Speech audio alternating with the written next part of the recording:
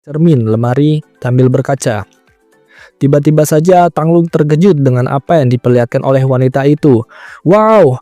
Sontak Tang Lung pun seperti terpanah lalu menghiraukannya dan pergi. Lumayan.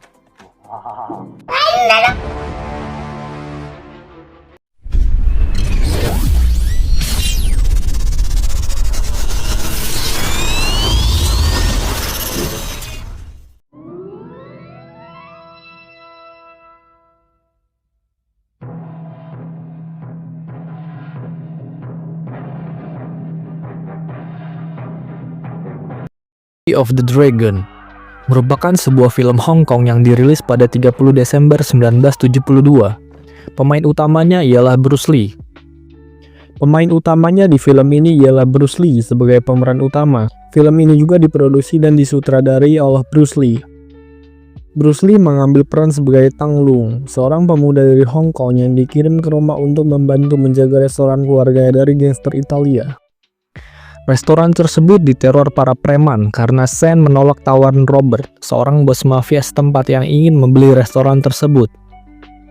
Tang Lung suatu kali berhasil mengusir para preman keluar, namun bos mafia belum mau menyerah.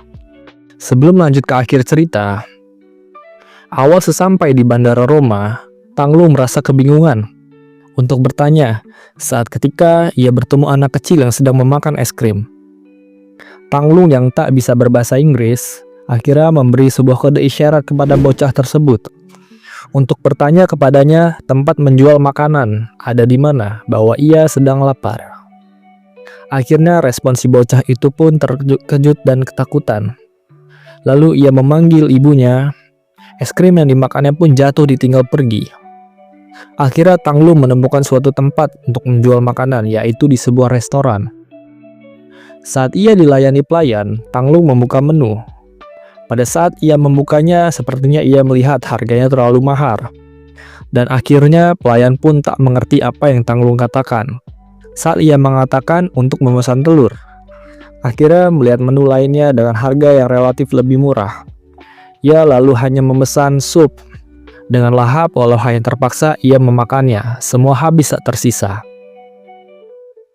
Setelah perut terisi, akhirnya ia bergegas pergi. Tiba-tiba ia bertemu keponakan pamannya, Sen Xinghua. Akhirnya mereka pun berbincang-bincang. Tak lama, Sen mengajak Tang Lung ke suatu tempat ke sebuah apartemen untuk beristirahat. Selama perjalanan itu pun, Sen menceritakan kepada Tang Lung tentang restorannya yang selalu diganggu oleh preman-preman setiap hari, siang dan malam. Sesampainya di tempat beristirahat, Sen menanyakan berapa uang yang kamu bawa untuk tinggal di sini. Dengan yang dibawa mata uang Hong Kong, akhirnya Sen mengajak Tang Lung ke bank untuk menukarkan dengan mata uang euro. Saat Sen mengajak Tang Lung bersantai di keramaian di kota Roma, wanita cantik tiba-tiba datang menghampiri Tang Lung dan Sen. Ternyata wanita cantik itu menggodai Tang Lung. Dengan tatapan indahnya, wanita itu terus menatapi Tang Lung. Saat itu Tang Lung sedang gusar waktu berbincang dengan Sen. Pada saat itu pula ia ditatapi wanita itu. Tang Lung pun merasa tak kuasa saat wanita cantik itu menebar senyuman. Wanita itu dengan agresifnya ia memberi kode kedipan mata kepada Tang Lung. Tang Lung meresponnya dengan cepat membalas kedipan matanya. Benar-benar Tang Lung merespon wanita itu, beranjak mendekati lalu merangkul pundaknya. Lalu pada saat itu juga Tang Lung bersamaan merangkul pundak wanita itu. Sen yang melihatnya merasa marah dan cemburu. Lalu Tang Lung ditinggal pergi. Tapi Tang Lung berduaan dengan wanita itu.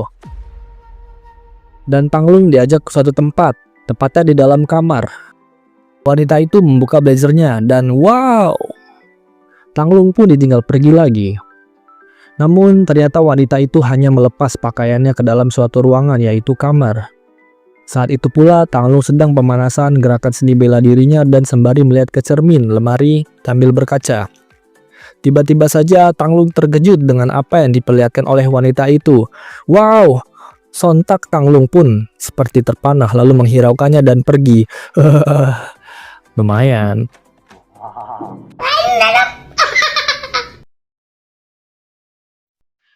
Dia bergegas ke suatu kamar miliknya. Ia tinggal setelah membuka pintunya ternyata ia bertemu dengan Queen yang tak lain adalah karyawan restoran Chen. Queen pun mengajak Tang Lung ke restoran yang dimiliki Chen. Setiba di restoran, Tang Lung diperkenalkan dengan Paman Wang. Tak lama, Queen pun memperkenalkan Tang Lung dengan karyawan yang sedang berlatih bela diri untuk menghadapi sindikat preman-preman yang ingin mengacau restoran. Karyawan-karyawan tersebut yang mengetahui kedatangan orang baru, mereka mengenal diri satu persatu. Satu di antara karyawan pun seperti merepotkan Tang Lung yang ahli jago kungfu. Uniknya, sekalipun film aksi laga, namun tidak serta-merta semua adegan berujung memaksa pada aksi perkelahian. Tercatat, adegan laga baru muncul setelah durasi sekitar setengah jam pada satu adegan awal. Sindikat itu kemudian mulai menebar ancaman dengan beberapa orang suruhan untuk mengacau restoran. Saat sindikat itu mengacau, terlihat Tang Lung yang hanya diam saja. Karena ia, karyawan restoran itu sudah ingin antisipasi kekacauan tersebut dan mengajaknya keluar. Sesampainya di luar, pekerja bernama Jimmy itu pun mengajak duel preman tersebut, by one. Namun, sekali pukulan preman itu di wajahnya, Jimmy langsung terkapar pingsan.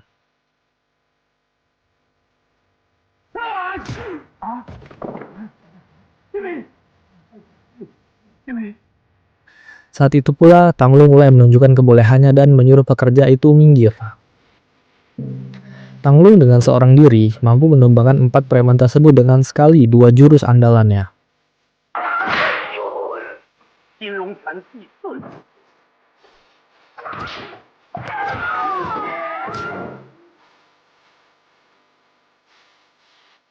Tak lama, anak buah sindikat lain itu sudah berada dalam kamar Tang Lung dan Shen.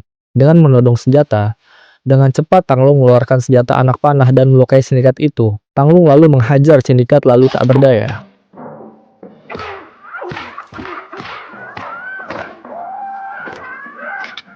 Tiba suatu ketika, Tang Lung dan Shen menikmati keindahan kota Roma.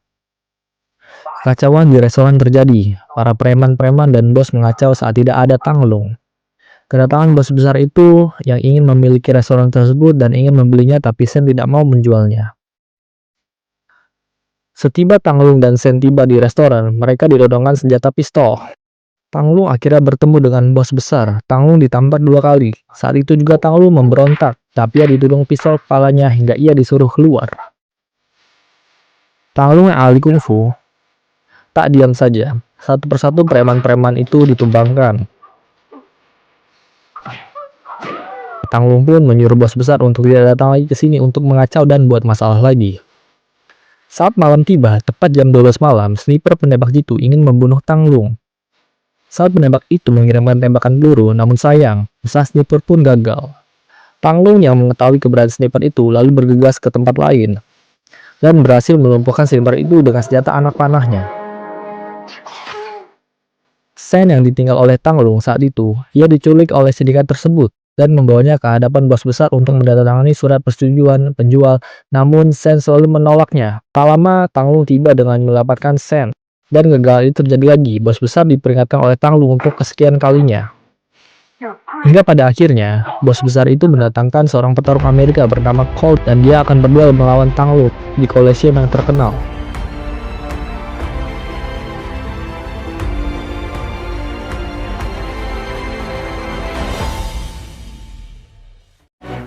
Sebelum itu, ada baiknya sempatkan diri dulu untuk mensupport story IDN. Tekan tombol merahnya. Oke, terima kasih.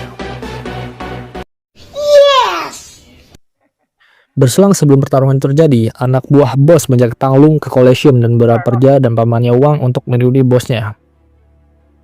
Yang terjadi, Tang Lung hanya dijebak di tempat itu. Setiba di lokasi, anak buah bos curut itu kabur. Lalu 2 petarung hadir untuk menghadirkan semua tontonan yang menarik dari film ini. Satu di antaranya Bob, murid dari Colt. Kali ini pengkhianatan terjadi setelah Tang Lung berhasil membunuh Bob. Saat Tony dan Jimmy mengatasi petarung karate yang sudah tak berdaya, lalu Paman Wang menyuruh Tang Lung mengejar curut anak buah bos tersebut. Saat itu pun Paman Wang membunuh keduanya, Tony dan Jimmy. Tang Lung yang mengajar curut itu pun dikerjai dan dijebak di hadapan dengan Colt di Coliseum.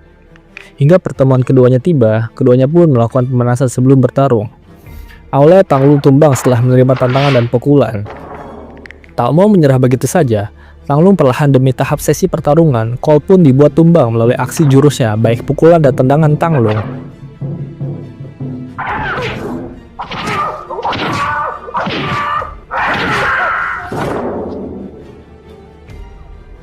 Colt pun lemas tak berdaya. Tanglung akhirnya langsung mematahkan leher Colt hingga tewas.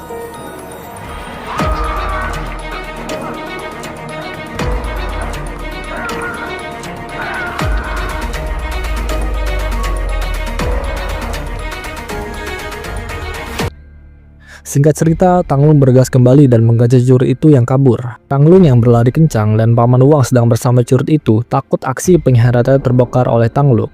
Paman Wang melukai lengannya dengan pisau. Saat itu ia bersandiwara di hadapan Tanglung. Tanglung yang ingin menghajar curut itu, namun Paman Wang yang berada di belakang Tanglung ingin membunuhnya. Sontak bos besar datang membunuh curut itu. Tanglung yang merasa tidak aman dengan situasi ini, ia menyadari bahwa ia ingin dibunuh oleh Paman Wang. Sekali lagi, Paman Wang juga dibunuh oleh bos besar dengan pistolnya. Begitu juga dengan Tanglung. Tanglung pun berhasil menghindarinya, hingga Chen, Queen, dan polisi pun datang memborgol si bos besar tersebut.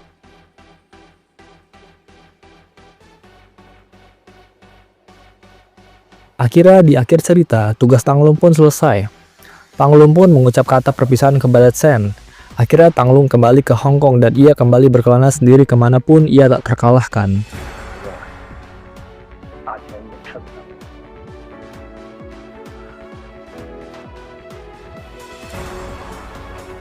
Baiklah, jadi itu alur cerita dari film The Way of the Dragon. Bruce Lee merupakan sosok yang legendaris di dunia bela diri, dan kita bisa mencontoh tekad yang kuat dan kerja keras dari dirinya. Terima kasih buat kalian yang udah nonton, jangan lupa like video ini, dan tunggu ulasan film selanjutnya. Subscribe.